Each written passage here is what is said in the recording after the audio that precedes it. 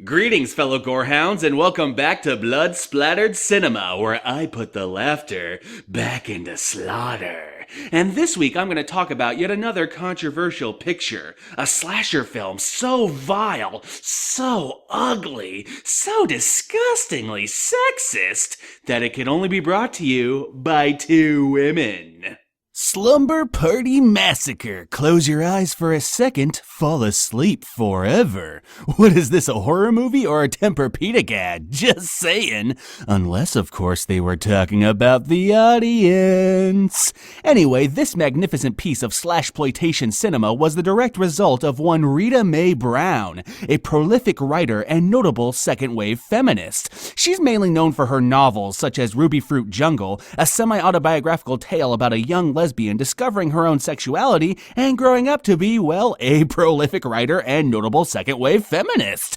Yeah. Now, Rita's script was only one half of the equation that made up this movie. The other half came in the form of an editor looking to make her way into the world of feature film directing. Enter Amy Holden Jones, a young go-getter who cut her teeth by editing low-budget exploitation films for the shaman of schlock himself, Roger motherfucking Corman. For those of you not in the know, Mr. Corman was the man who single-handedly jump-started the careers of Martin Scorsese, Francis Ford Coppola, James Cameron, and Joe Dante. So before y'all jump on your snobby high horses, show some fucking respect. Anywho, before Amy could start directing, she first had to convince Mr. Corman she was capable of handling a full production. So she got a hold of Rita's script, then titled Don't Open the Door, and filmed the first 15 minutes. Roger, thoroughly impressed with what he saw, told Amy to finish the flick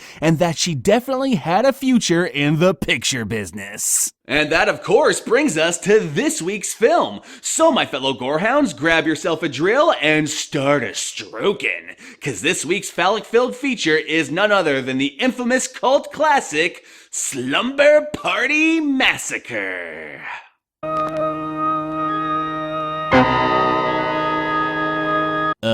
Is that the title sequence we're going with? Okay, you're the boss. And as you can clearly see, this movie was obviously shot in Haddonfield, Illinois, because look at all the palm trees.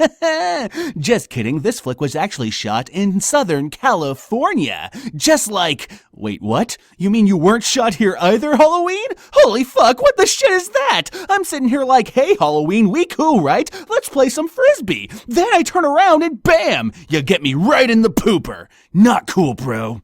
Not cool. Holy shit, the Russians are back! Someone call Swayze! Oh, it was just the radio. It's okay. I'm okay. Motherfucking movie get me with a motherfucking jump scare and we're not even 2 goddamn minutes in yet. Mother of fucks, who does that? Anyway, this lovely damsel here is Trish, a high school student who's about to discover her family's leaving for the weekend, which of course means it's party time, right? But man, oh man, her closet sure is happy about something. Hey, you! Why you smiling? You think something's funny? You think this shit is funny, you yellow ass, smiley ass fuckface? I'll fucking cut you! Oh, wait, no, I get it. He really likes tennis. Mr. Contant will be home all weekend and he'll look in on you. I don't know about that, Miss Mom Person. I don't think you want to leave Mr. Contant here with anybody. He's practically got "I'm gonna fuck your daughter" written right on his forehead. See? Right there! Police are still searching for escaped murderer Russ Thorne. Thorne was convicted of the brutal slaying of 5 people in Venice, California in 1969.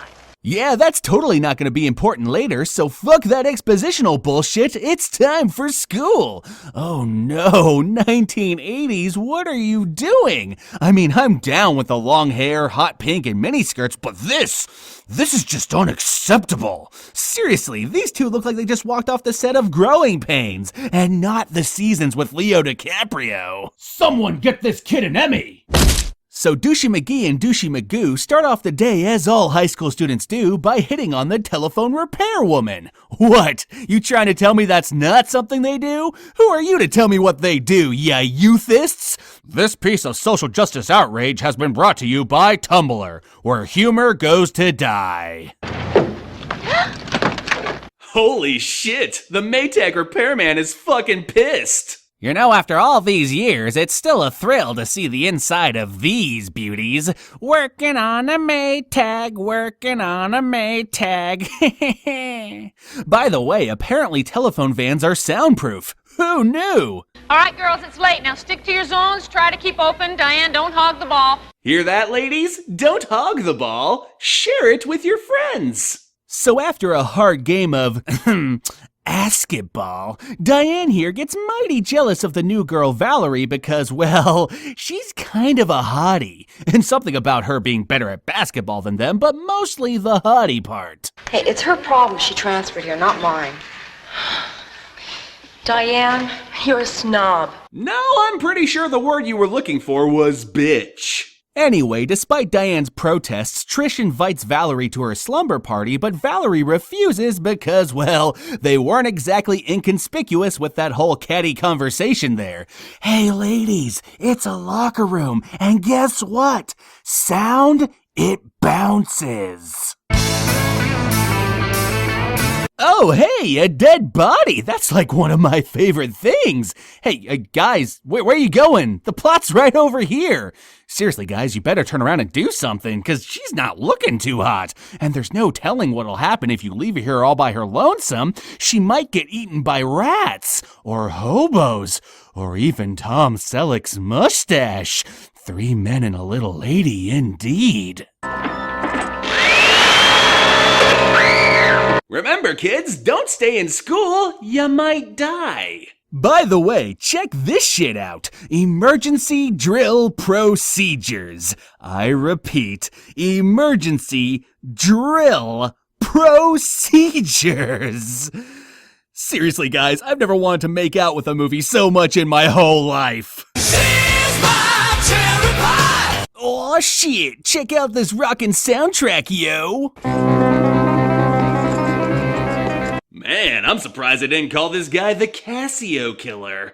Oh no, Diane's walking home all alone. That means it must be time for the driller killer to get his Michael Myers on. No man, don't do it. In part 2, she's your sister, and trust me, that'll be some egg on your face.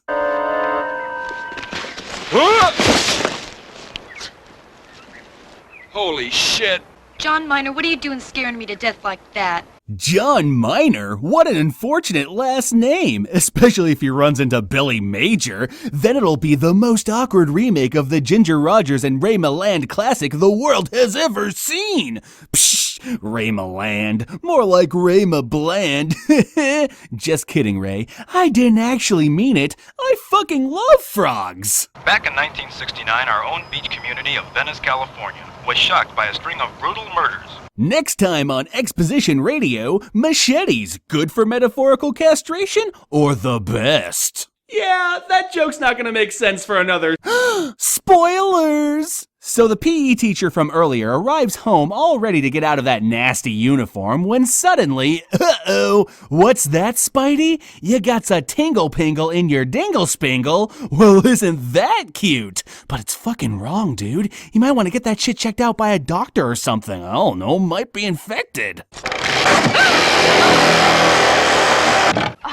Oh, hi, Rachel. What are you doing? I was just putting in your people. You know, I'm starting to notice something about this supposedly sexist movie. All the jobs typically given to male actors, the gym coach, the telephone repairman, and the carpenter, have all instead been given to women. Huh. It's almost as if this movie's breaking the mold, fighting the system, showing the man up one casting decision at a time. Almost as if it's not as sexist as everyone thinks. Or maybe... Or maybe I'm just an idiot trying to find deeper value in a movie that pads out its running time with sneakers goose-stepping like it's North Korea and they fucking own the place. Yeah, I don't even know why I try either. Oh, baby, you know I didn't mean it. I will always love you. So after a series of scenes that only serve to further pad the running time, the ladies finally arrive at Trish's place so the slumber party can officially commence. Oh yeah, and Mr. Content randomly shows up, having let himself in when Trish wasn't home. And for some reason, he was upstairs. All by himself. where Trish's room is. Creepy. 100% seedless prime bud. Oh, hi, Mr. Content. Let's just say that's not the only thing he sniffed today. Oh. Conveniently next door to the slumber party, Valerie babysits her little sister Courtney, who, in case you couldn't tell, is played by an actress much older than Valerie herself, which makes the fact she's playing an innocent 12-year-old feel about as convincing as a FetLife age player. Yeah, hold on. Some boy.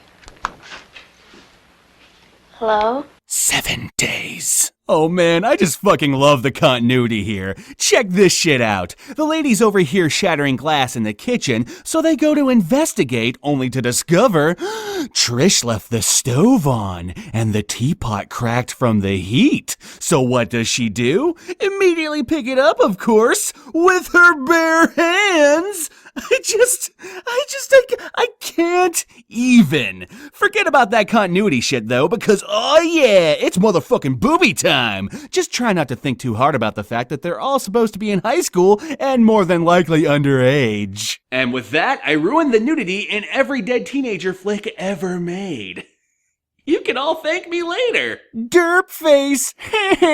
Hey, guys, you might not want to stand so close because I'm pretty sure you are going to be feeling him any minute now if you catch my drift. Unless, of course, you're into that, in which case, gentlemen, proceed. Holy fuck, look at that Twinkie arrangement. They are so ready if Woody Harrelson stops by. And speaking of wood... Gross. Hi, Mr. Contact. Hi, Diane. I hope I didn't startle you. You on a snail hunt? Uh-huh. And it makes 53 tonight. Wait, so their neighborhood's got a snail problem, and in order to combat the slimy menace, Mr. Content stalks the night, machete in tow, like motherfucking Jason Voorhees on the prowl for premarital fucking? Oh no, that's totally reasonable. Carry on, my snailicidal friend. 54.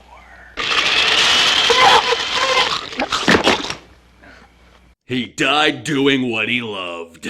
So bitch-faced Diane disobeys Trish's request to keep the party boy free by calling Mr. Minor for some late-night phone play, but unfortunately for her, that's exactly when the lights cut out. Quick, girls, assemble the Scooby Gang, it's investigation time! Hey, don't kill me, I give up. Here are the fuses. Wow, can't you guys take a joke? Ah yes, the old sneaking into her garage and cutting her power trick. Wets them panties every time. Well, I guess the no boys allowed rule's been thrown out the window now that these douches have arrived, which means it's time for Diane to invite her boyfriend over for some old-fashioned roadhead. What could possibly go wrong? Damn it, dude, no one likes a 1 minute, man. This is why you jerk it the night before. That way you can last longer. Wait, are they implying that the drill is his penis? Well, that would mean, holy shit, this movie has fucking subtext. Slumber Party Massacre, the sexist exploitation film, has subtext. What? I've been looking at this all wrong.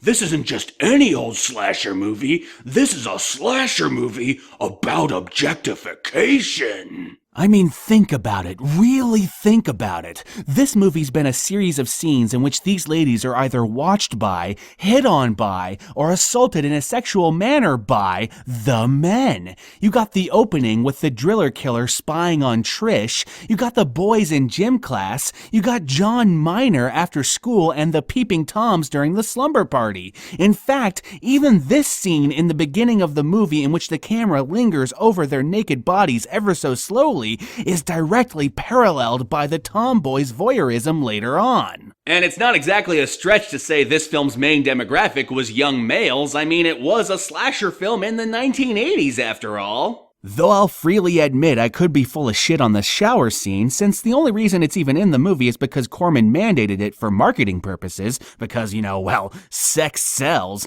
but I'm pretty sure about the rest. This movie isn't sexist, it's critical of sexism. In fact, it's critical in the way only a horror movie can, by pointing its finger directly at the audience itself, which, is what makes horror so fucking great. It can do that and get away with it. But enough of that analytical jargon. The real question is, how the fuck do the girls next door hear Diane's murder but the girls inside don't? That makes no sense. Slumber Party Massacre? It's almost as if you're just a dumb exploitation film. Ooh, look, the pizza's arrived. That's a sign this movie's cheese levels are about to go through the roof. Damn it, Trish, hang up the phone and pay the man already. It's pizza. I'm pretty sure your gym coach, who you've inexplicably called for some reason, will forgive you later. What's the damage? 6 so far. $6? Man, I fucking love the 80s. Uh-oh, he must have had the anchovies. Oh no, you never should have those. They bad. By the by, the pizza man is played by Aaron, the film's production manager. No real joke there, just a fun fact. A derp face! Quick, Jeff, run to the garage. It's the safest possible place you could go. I mean, who fucking cares about the police station or the hospital? No, it's the fucking garage. That's the place to be.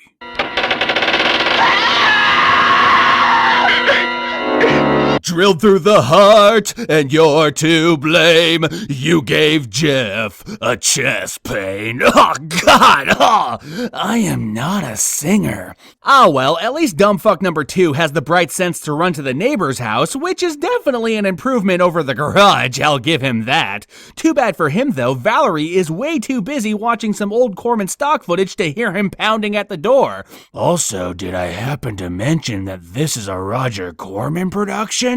No.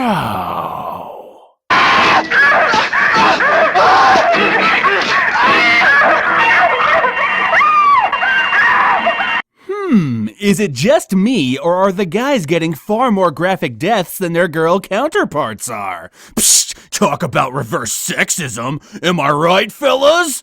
I'm wrong. 1, 2, 3. Ladies and gentlemen, we officially have a killer that keeps an inventory of his kills. I just want you all to bask in that fact for a moment because it's kind of fucking awesome. Anyway, after the dudes bite it, the girls hide upstairs, only for Valerie to come a-knockin', but when one of them runs down to answer, they end up with a bad case of... Caw, bang, fuck, I'm dead! Which makes the other two suspicious of Valerie, so they hide upstairs yet again. But it's okay, it's not like the driller killer can sneak up through their window and oh snap, he done did it! Tonight the part of your drill instructor will be played by me!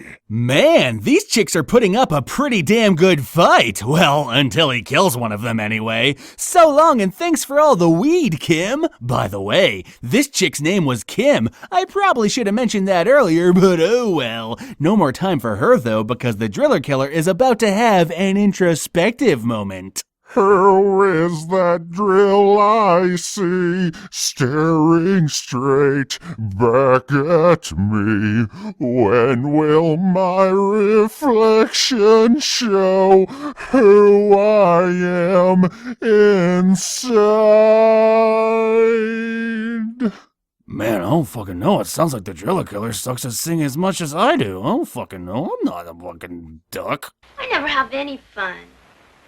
Just one little beer. Courtney, you're underage. Wait, he stuffed Kim in the fridge? Like grandma's leftover casserole or some shit? When did he have the time to do that? Well, either way, you're all fucked now. Not even Kyle Rayner can save you. And he's part of the Corps.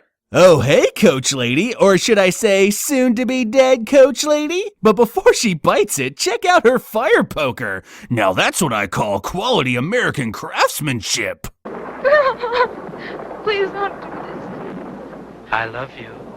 Takes a lot of love for a person to do this. Not sure if rape metaphor or Barney lyrics. I love, you love, we're as happy as can.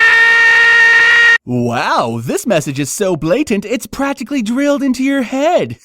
See what I did there? I pontificated. I did it again. Okay, for real, this might be the most satisfying castration scene since Hostel Part 2. No fucking joke, Freud would be proud. And that was Slumber Party Massacre, the most sexist, misogynistic film ever made. Obviously. Truth be told, this film was heavily rewritten by the director before shooting began, turning what was originally a parody of slasher films into a more conventional one, yet still keeping many of the thematic elements and a lot of the humor. The result is hands down one of the funnest slasher films to come out of the 80s, and it definitely did not deserve the vitriolic response it got. This film isn't sexist, not by my estimation. In fact, I'd argue it's very pro-woman, right down to the fact that unlike most slashers, there isn't just one survivor girl, there's a bunch, and they all have to put aside their differences to slay the mighty rape dragon together. That's straight up sisterhood, yo. I mean, yeah, at the end of the day, it's still a sexualized exploitation film. A slasher film that's both sexy and exploitative? No! But it's a really good one, and one that I would highly recommend to any gorehound, seasoned or otherwise. Man, after all that, I'm fucking hungry. Peace out, fellow gorehounds. I'm gonna go get myself a $6 pizza. He's so cold. Is the pizza?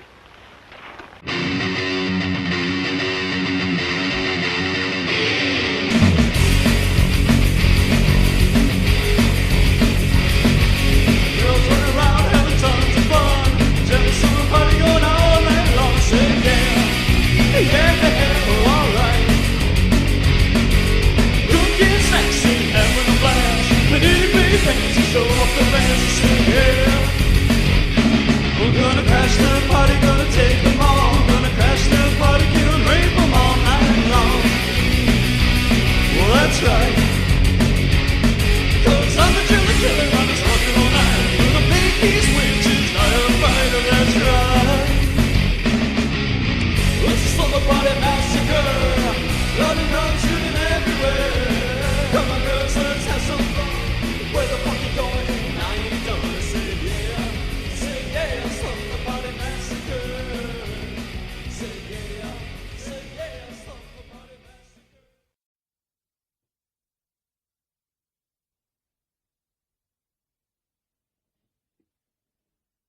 I make terrible life choices.